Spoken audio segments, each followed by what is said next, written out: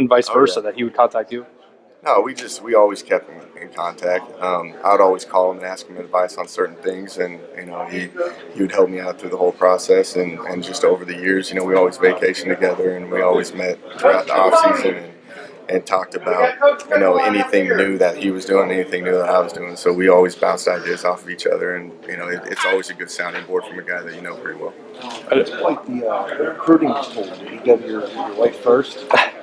Yeah, he mentioned it to me, and then he just kind of skipped the whole conversation because he knew that we're expecting in June, so we have a baby on the way. So that kind of had a lot more influence with him talking to Megan about this. So at the end of the day, I kind of laughed at it because we say it was her decision, but we did sit down and have a detailed conversation on how we expect things to go and how he wants things to be, and here it is now. So I'm here.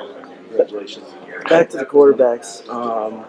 You said you have a diverse group of quarterbacks in terms of skill set. Do you find that to be advantageous, or is that more of a challenge?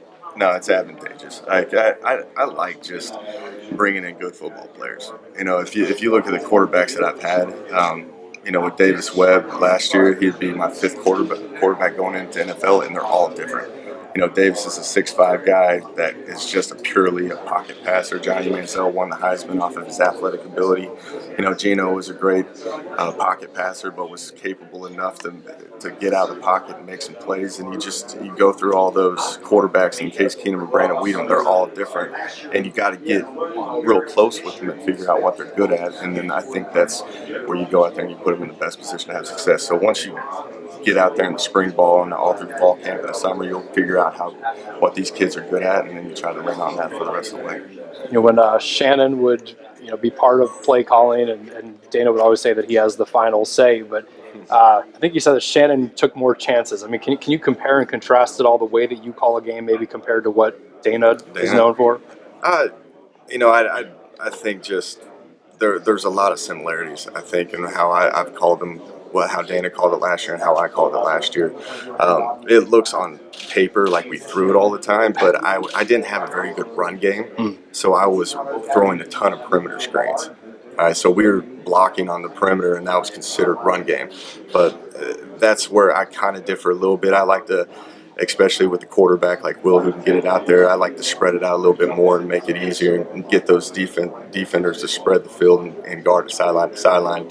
But at the end of the day, I love to take shots down the field. I think that if you've got talented kids that can run fast and you got a quarterback that can throw it deep, you might as well try to take some shots at it.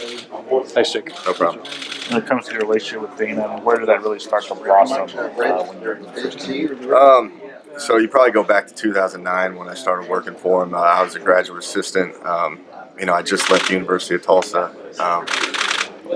Loved what Dana did, and there was Cliff Kingsbury was there as well. I just wanted to be a part of it. So I did everything I could imaginable, from getting coffee to making copies to coaching O-line, running backs, just doing anything that they said. And I think he liked my work ethic from there, and he took me to Oklahoma State. And I think at Oklahoma State is where it really, truly blossomed because of all the positions that he put us in.